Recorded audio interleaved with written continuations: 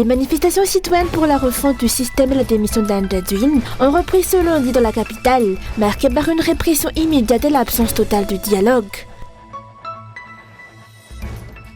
Depuis le début des manifestations, le régime Radziwiłł tente de dissimuler la réalité des violences avec au moins 22 morts attestés par l'ONU. Le conseil diplomatique de Radziwiłł multiplie les interventions médiatiques à l'international pour se dédouaner. De l'actualité internationale, en France, le Premier ministre Sébastien Lecornu, nouvellement nommé, vient de démissionner. Après sa démission, la France s'enfonce dans une crise politique.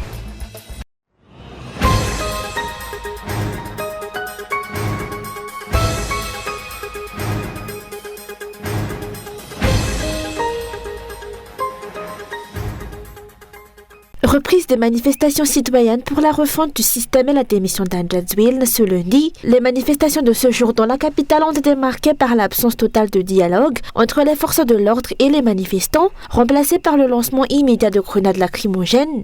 Comme les jours précédents, les cortèges sont partis de plusieurs points, notamment à Bandi et à Nusi, dans le but de rejoindre Abuja-Touf. Sans aucune forme de pourparlers, les étudiants et les membres de la génération Z ont été dispersés à coups de gaz lacrymogène.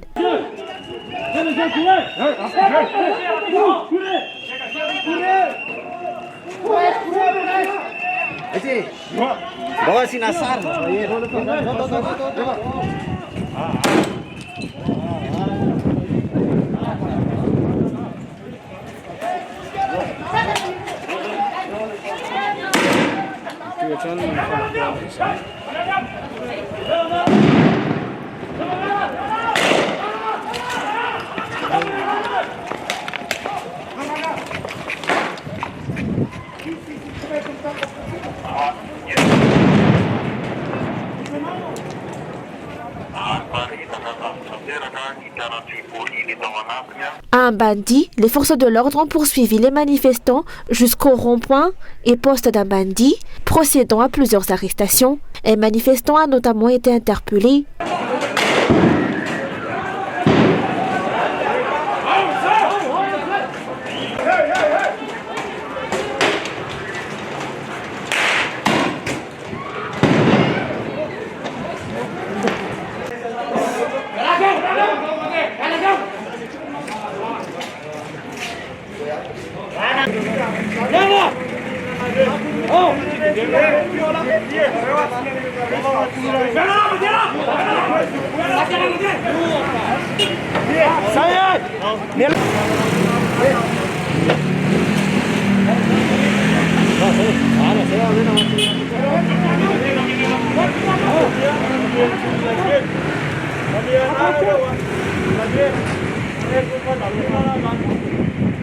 De l'après-midi, plusieurs manifestations ont été aperçues à Nusi, Mamas, Nathan Barnandine et à Parbe.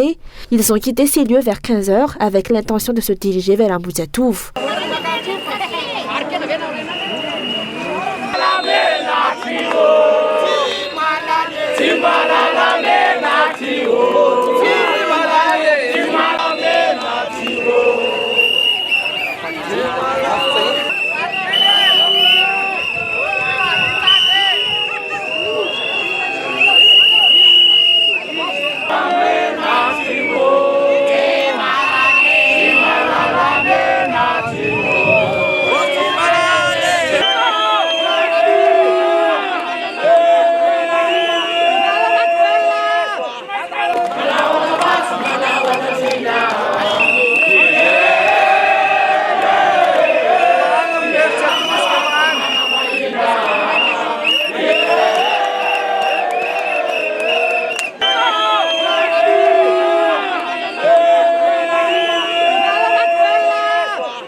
Après seulement quelques mètres, des grenades lacrymogènes ont explosé, tirées par les forces de l'ordre pour disperser la foule. Plusieurs blessés ont été signalés.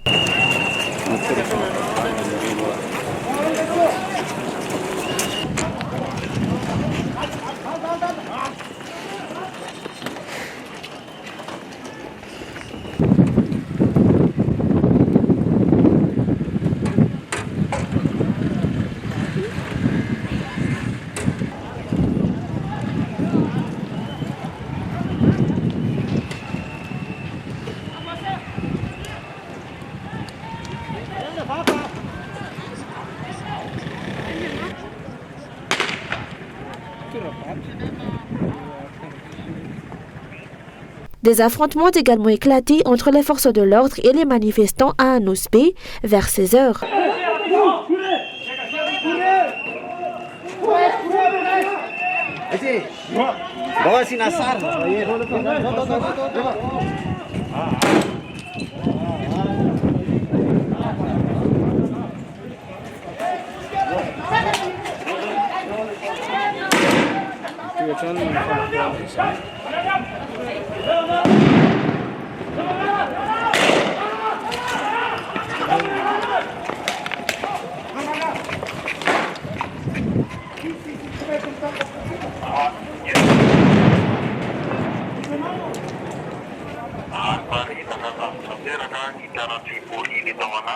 Partout dans la capitale, dès qu'un rassemblement était aperçu, les forces de l'ordre intervenaient immédiatement, procédant sans délai au lancement de grenades lacrymogènes pour disperser les manifestants.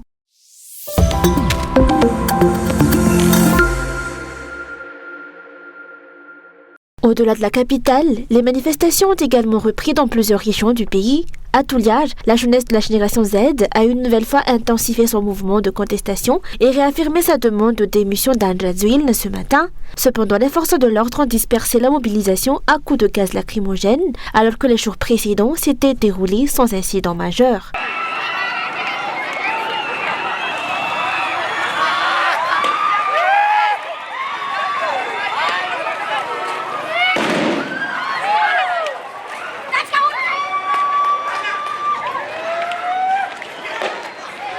À Thomasin, des affrontements ont éclaté entre étudiants et forces de l'ordre. Ces derniers ont violé la franchise universitaire en pénétrant dans l'enceinte du campus pour poursuivre les manifestants, provoquant la colère des étudiants. Les membres de la diaspora malgache à Bordeaux se sont également mobilisés pour exprimer leur soutien et leur solidarité envers leurs compatriotes à Madagascar. Je demande à tous ceux qui sont venus ici, est-ce que la police a été violente avec nous ici? Non! Est-ce qu'on a dû se battre pour parler? Non! Alors pourquoi notre population souffre? On ne sait pas.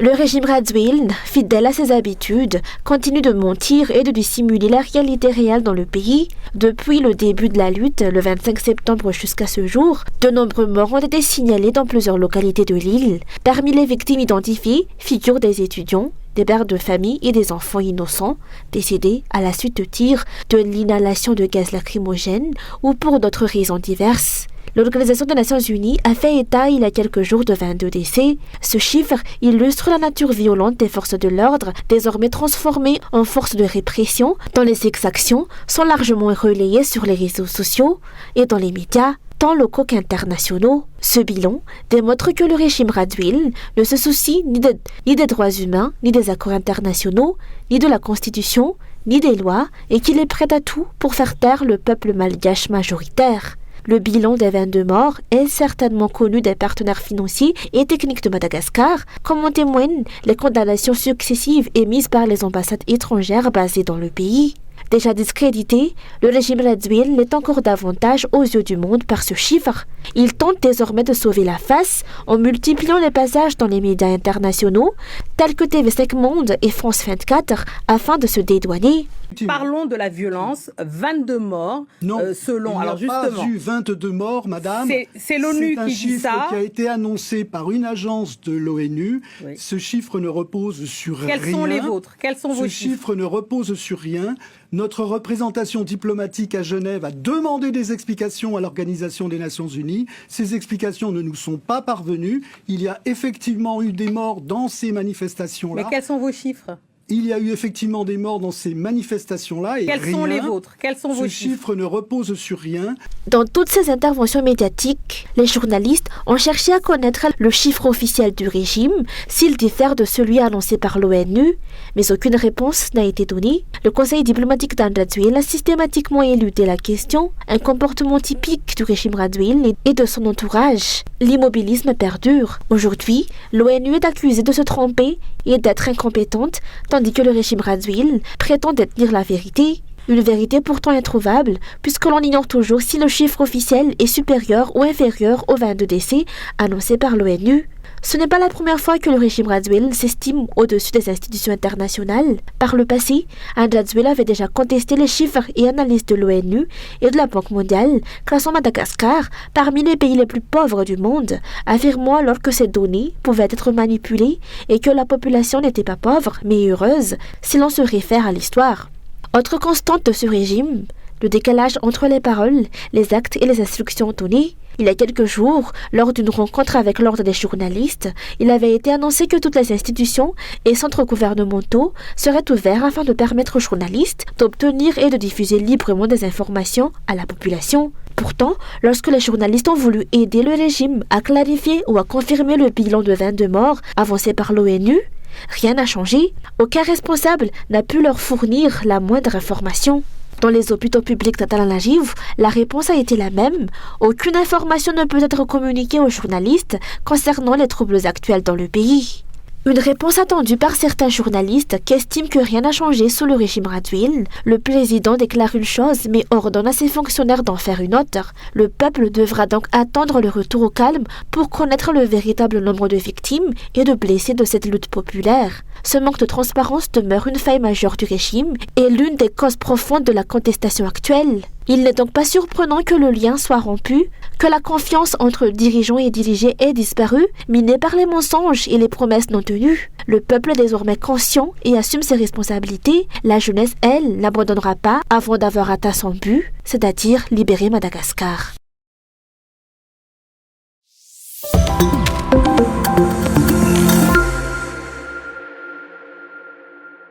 Après une semaine de soins intensifs, le nourrisson, âgé d'1 mois et 2 jours, asphyxié par une grenade lacrymogène lancée par les forces de l'ordre sur les pilleurs et tombé dans une maison à Sarput Tanzbat le vendredi 26 septembre dernier, n'a malheureusement pas survécu. 2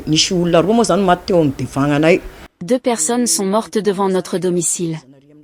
Les pilleurs s'étaient cachés près du pont, et les forces de l'ordre ont tiré directement sur notre maison. Les impacts sont encore visibles. Le bébé a été soigné pendant une semaine à l'HJRA, où on nous a donné des médicaments et demandé de revenir plusieurs fois. Depuis cet incident, il n'arrivait plus à pleurer normalement. Nous sommes revenus 3 fois à l'hôpital, mais il est décédé hier. C'était un bébé en parfaite santé. Ce sont les tirs et la fumée qui l'ont choqué et asphyxié.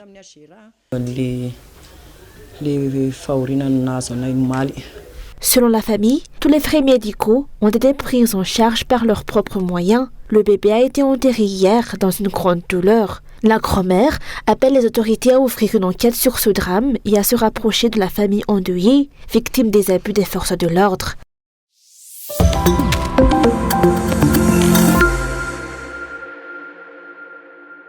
Les habitants de l'île de Sakati ont exprimé leur solidarité envers la génération Z et le peuple malgache dans leur lutte commune. Leur message est sans équivoque. Ils exigent le départ d'Andradziwiłł. Nous, les jeunes de Sakati, partageons les convictions de la génération Z à travers toute l'île. À Sakati, nous n'avons pas de Jirama, mais soutenons les revendications pour un accès efficace en eau et en électricité. Les habitants rejettent également l'entreprise Green Madaland et les entrepreneurs complices de la tentative d'accaparement de leurs terres.